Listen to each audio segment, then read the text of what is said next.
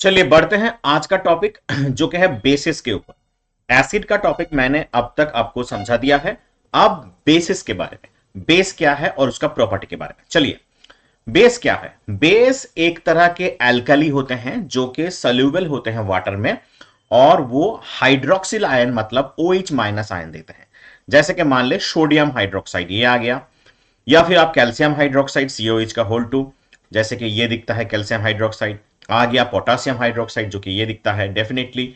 और उसके बाद आप एमोनियम हाइड्रोक्साइड के नाम लिख सकते हैं NH4OH, डेफिनेटली ये वाला। और मैग्नीशियम हाइड्रोक्साइड MgOH होल 2। तो ये सारे बेसिस होते हैं, ठीक है। अब जैसे कि हमने क्लासिफिकेशन किया था strong acid and weak acid, उसी तरह हम आप बात करेंगे स्ट्रॉन्ग बेस और वीक बेस के बारे में। बेस क्या होता है? जो कि एक्वा सॉल्यूशन में मतलब पानी में साथ मिलाया जाए तो OH माइनस आयन देता है। तो स्ट्रॉन्ग बेसिस वो होगा जो ज्यादा OH आयन मतलब ज्यादा हाइड्रोक्साइड आयन देगा, OH माइनस आयन देगा, ठीक है। तो चलिए देखते हैं, उसको हम स्ट्रॉन्ग बेसिस बोलेंगे। जैसे कि NaOH, KOH, NH3। देखिए NaOH क्या करता है? Na प्लस OH माइनस, ये हो गया स्ट्रॉन्ग बेस का एग्जांपल। वीक बेस जो कि less number of hydroxide ion मतलब OH माइनस आयन देगा, less number of OH minus ion, जैसे कि NH4OH, ठीक है। ये याद रखना, स्ट्रॉन्ग बेस और वीक बेस का एग्जांपल बहुत बार पूछा जा चुका है। तो NH4OH क्या करेगा? NH4 plus and OH minus देगा। आपको हमेशा याद रखना है कि ये एग्जांपल जो है एक नंबर के लिए बहुत इंपॉर्टेंट है, आपको ये डेफिनेटली करके जाना, strong base and weak base का एग्जांपल। अब प्रॉपर्टी की बात करें, फर्स्ट नंबर वन, एसिड क्या था? सावर इन टेस्ट, तो बेस क्या होगा? Bitter in taste. Number one आ गया बिटर। नंबर टू में क्या आएगा? बेसिस आर सोपी इन टच, जैसे साबुन होते हैं ना स्लिपरी, वैसे बेसिस को भी अगर टच करेंगे तो आपको क्या मिलेगा? स्लिपरी मतलब सोपी टच मिलेगा, ठीक है। इसको हमेशा याद रखिए।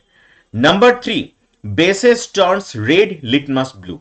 अब बेस को अगर हम क्या करेंगे, रेड लिटमस को ये ब्लू बना देगा, ठीक है। रेड लिटमस को ये क्या बनेगा?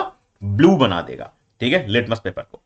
Number four, basis conduct electricity in an solution. Solution मतलब जो है इलेक्ट्रोलाइट शो करेगा। जैसे आप किसी भी बेस का अगर क्या बोलते हैं, अगर वाटर के साथ मिला दे तो वो स्प्लिट हो जाएगा, आयन प्रोड्यूस करेगा। आयन क्या करेगा? इलेक्ट्रिसिटी कंडक्ट करेगा। तो डेफिनेटली याद रखना, bases conduct solution electricity, okay. Next पांचवा point, bases react with some metal. Bases react with some metal जैसे कि हाइड्रोजन गैस प्रोड्यूस करेगा। एल्यूमिनियम बता लीजिए, जिंक बता लीजिए, इन दोनों के साथ रिएक्ट करके क्या बनाएगा? Hydrogen gas. देखिए ये आ गया हमारा बेस NaOH जिसको हम बोलेंगे सोडियम हाइड्रोक्साइड। आ गया जिंक, और इसके ये रिएक्शन, थोड़ा रिएक्शन में हीट लगेगा इसलिए डेल्टा ऊपर में है एरो के ऊपर, ये मतलब हीट लगेगा यहां पर। तो ये बनाएगा डेफिनेटली, क्या बनाएगा? सोडियम जिंकेट बना देगा जो कि सॉल्ट है, और हाइड्रोजन गैस प्रोड्यूस करेगा। तो बेसिस कुछ रिएक्ट करते हैं मेटल के साथ और हाइड्रोजन गैस प्रोड्यूस करते हैं, ठीक है। और इसको बैलेंस जरूर कीजिएगा। अब चलते हैं नेक्स्ट प्रॉपर्टी की बात। केमिकल प्रॉपर्टी में आता है नंबर 6 पे, bases react with acid to form salt and water. इसको हम क्या बोलेंगे? डेफिनेटली NaOH जो कि सोडियम हाइड्रोक्साइड है, एक बेस है। H2SO4 जो कि सल्फ्यूरिक एसिड है, और ये क्या बनाएगा? Na2SO4 जो कि एक सॉल्ट है, और वाटर। ये रिएक्शन को हम बोलेंगे न्यूट्रलाइजेशन रिएक्शन। एसिड और बेस का रिएक्शन, बेस और एसिड के रिएक्शन में हमेशा सॉल्ट एंड वाटर बनते हैं, इसको हम बोलेंगे न्यूट्रलाइजेशन रिएक्शन। जरूर बैलेंस कर लीजिएगा। Bases react with non metal oxide, इसके साथ नॉन मेटल ऑक्साइड के साथ क्या बनाएगा? Salt and water.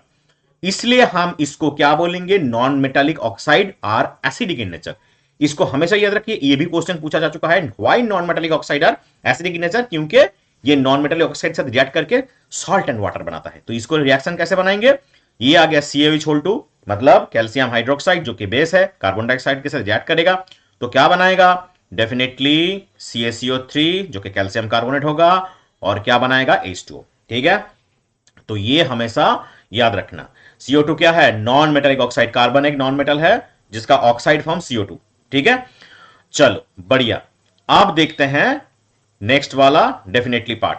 और उससे पहले बता दूं कि बेस में जितने भी क्वेश्चन आते हैं इसी में से आते हैं, तो ये अच्छे से आपको याद रखना है। जितने भी प्रॉपर्टी करवाए हैं बेस के, वो एकदम देख लीजिए, उसके बाद पीवाईक्यू का सोल्यूशन निकालिए, तो हमेशा याद रखिए ये आसानी से हो जाएगा। ओके।